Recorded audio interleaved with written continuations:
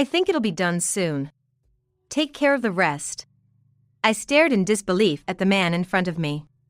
It had been several months since my father-in-law, Sam, started showing symptoms of dementia. His son, Luke, and Luke's wife, Rachel, were planning to abandon Sam and escape from this situation.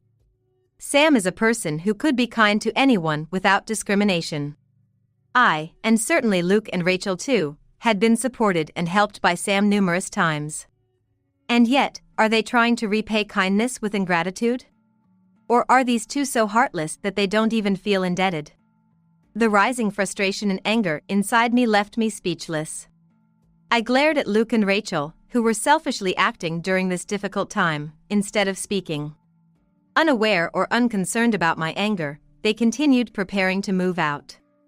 I wanted to scold them for their lack of compassion, but before I could approach, they hurriedly left for their new home.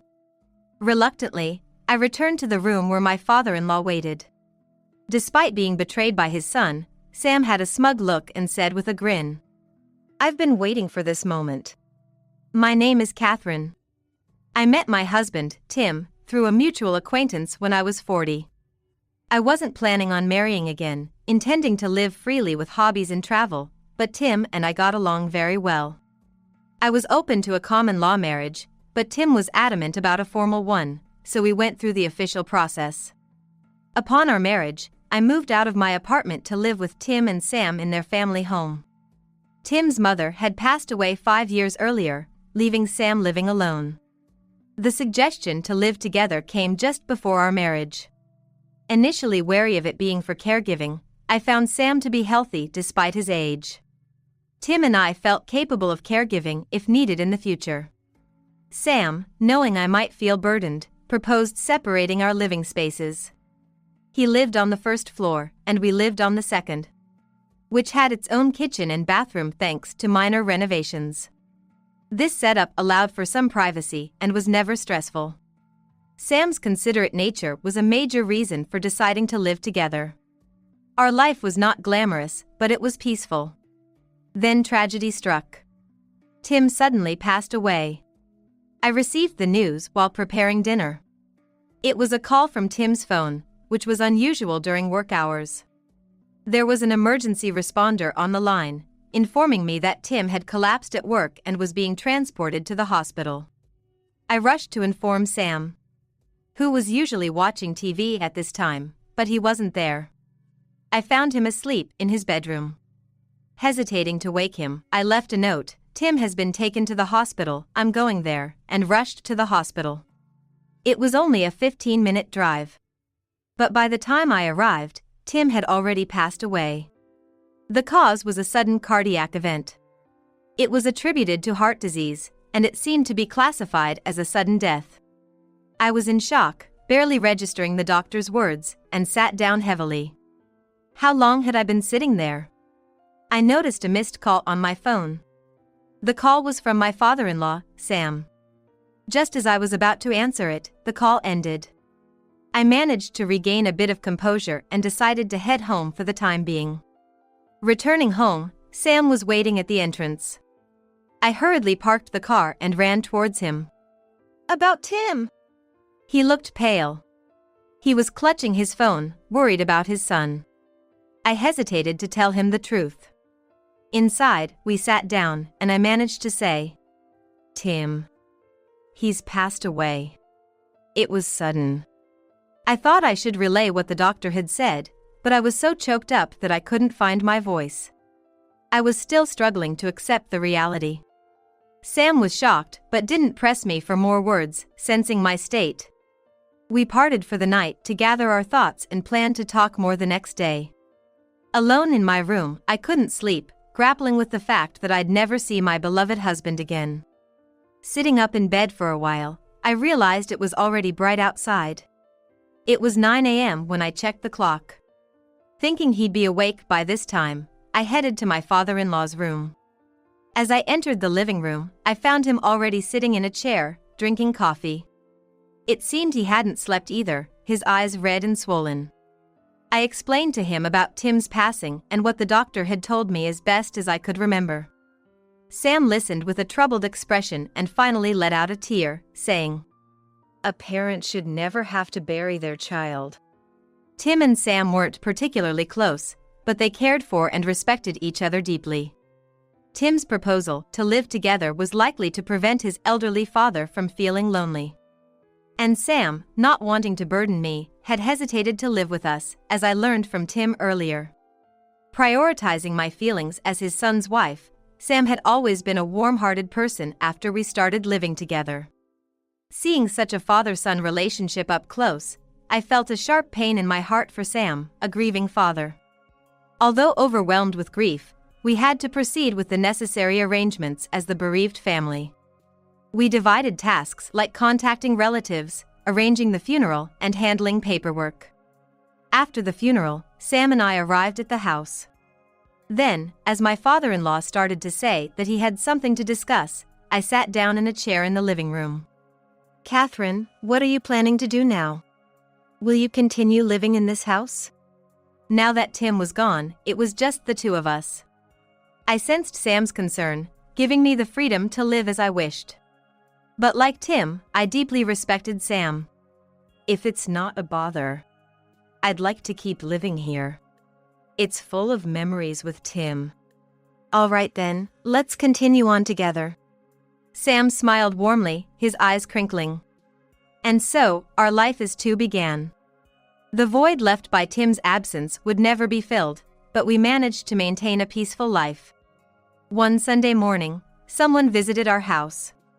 Typically, Sam would answer since the entrance was on the first floor. That day was no different, but soon after, I heard Sam's agitated voice. Descending the stairs, I saw Tim's brother Luke and his wife Rachel standing with large bags. "What's all this about? And those bags?" "We're moving in here from today. Thought it'd be tough on you both," Luke said, stepping into the house as if it was the most natural thing. I greeted them and followed them into the living room. Sam, sitting opposite Luke, asked in a low voice, "What's this about moving all of a sudden?" I had only met Luke and Rachel a couple of times, at our wedding dinner and recently at Tim's funeral. Tim had once mentioned their distant relationship, saying they rarely visited since Sam started living alone. "Well, with Tim gone and Catherine alone to take care of you, I thought as your real son, I should help." I was surprised, having sensed their strained relationship.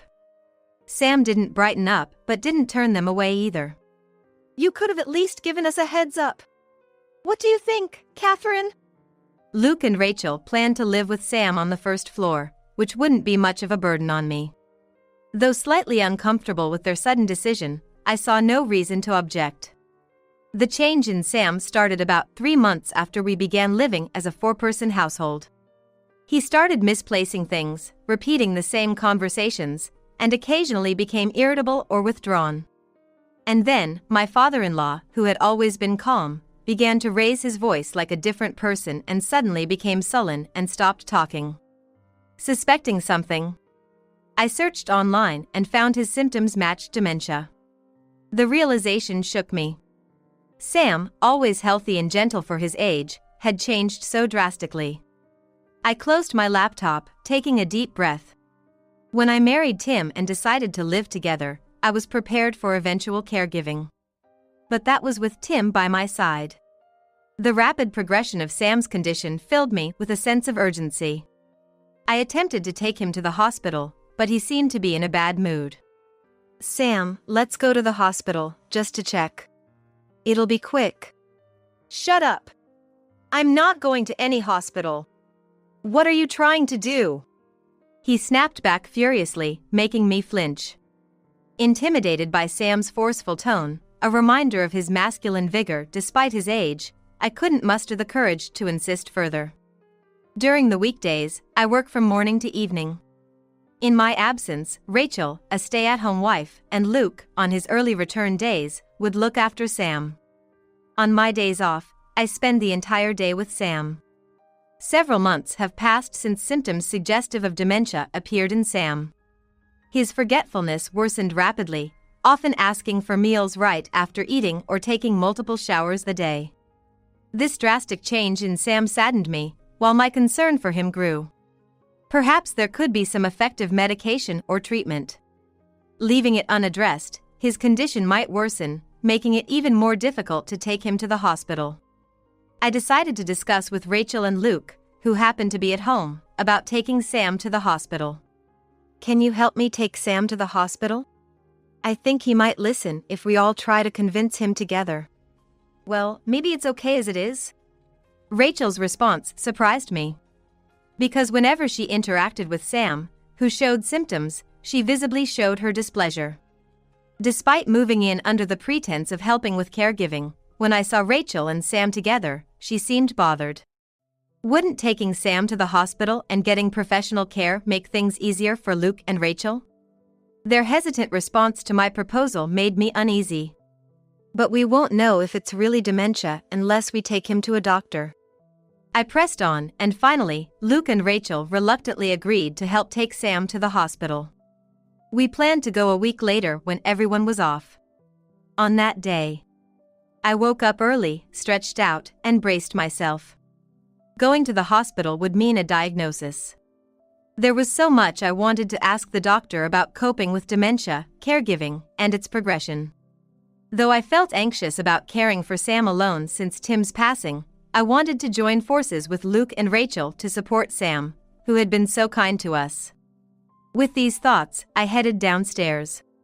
Instead of entering the living room on the first floor, I went straight to the front door to fetch the newspaper that Sam reads every morning.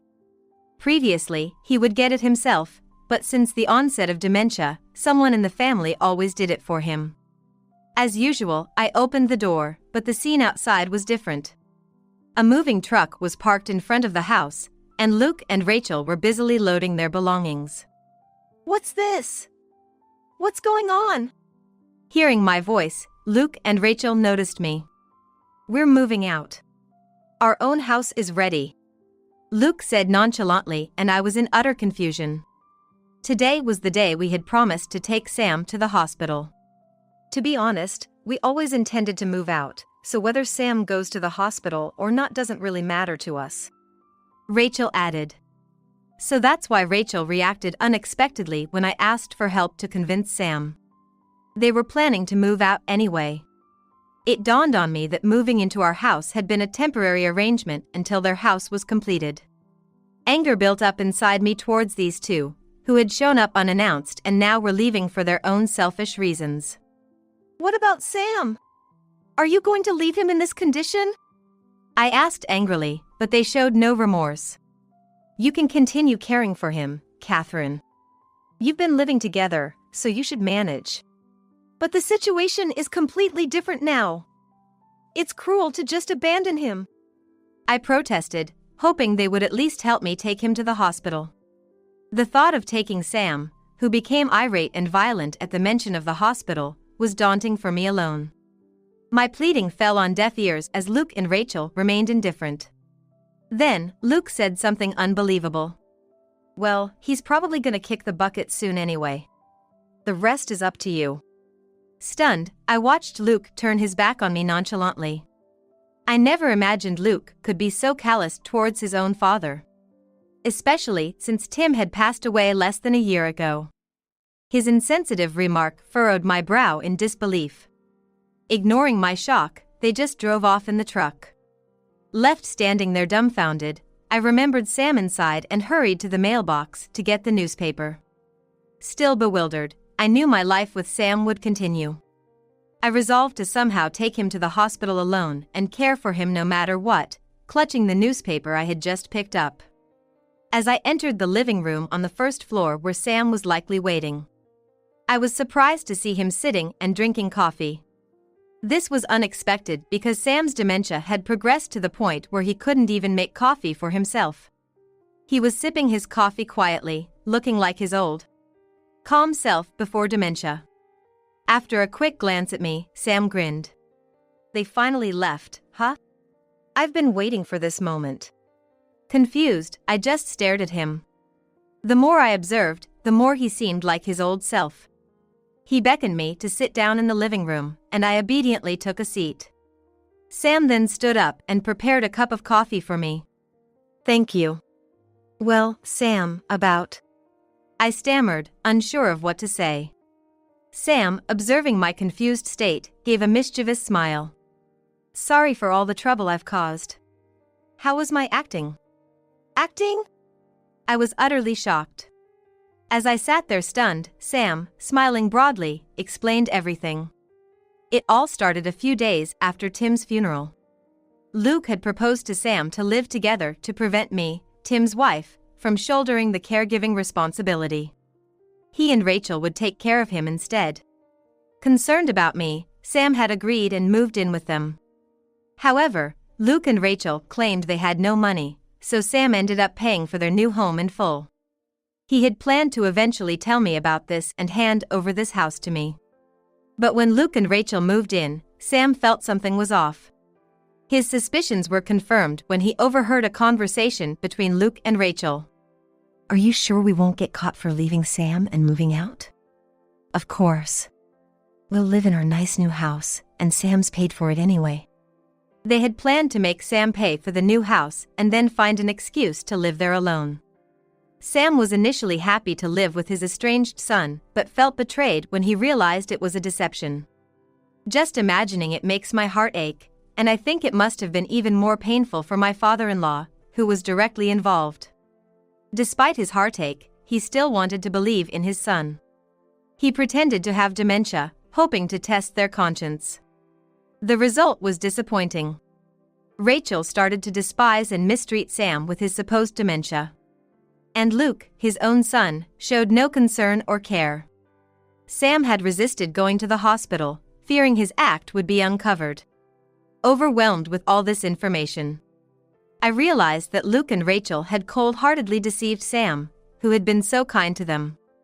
To my astonishment, Sam said, I won't show any mercy to those heartless two. No mercy? What are you planning to do?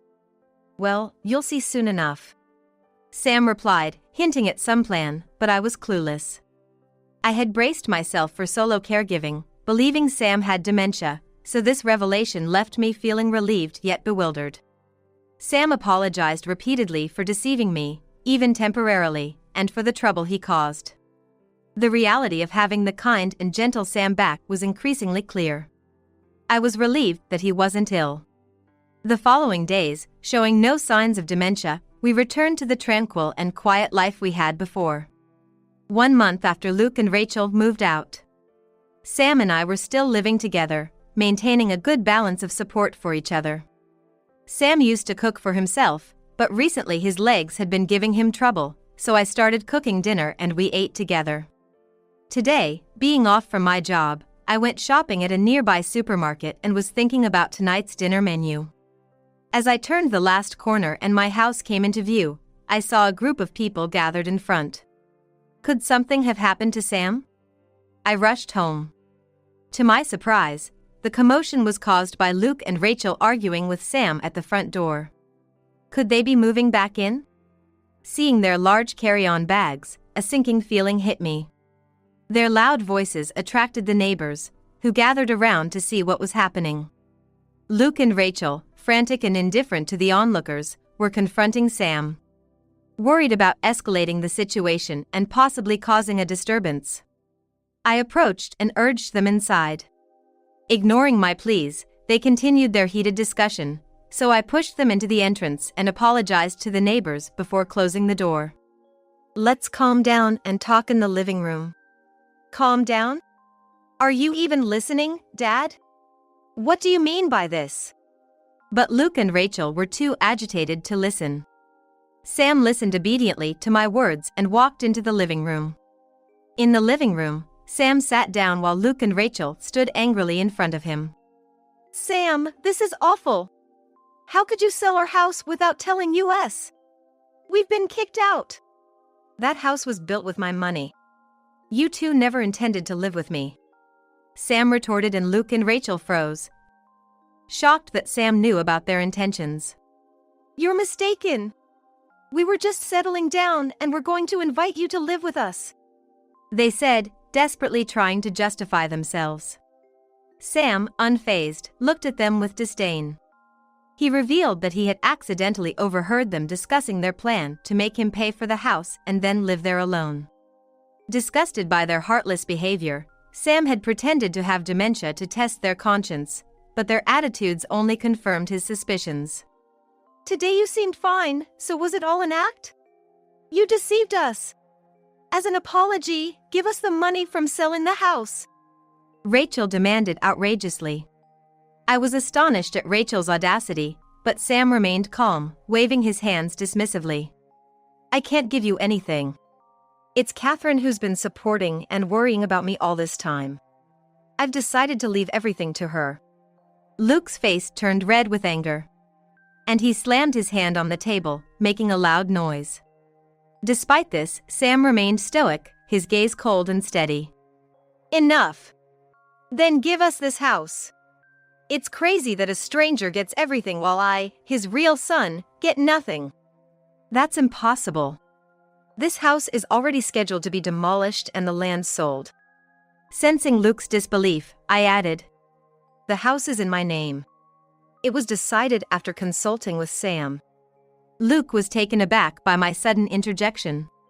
The house, originally under Tim's name, had been transferred to me after his death. Tim had insisted on a legal marriage so that I could smoothly inherit his assets. Something I hadn't anticipated at the time but was now grateful for. Realizing they had lost both the house and Sam's support, Luke and Rachel stood in stunned silence. Family isn't just about blood.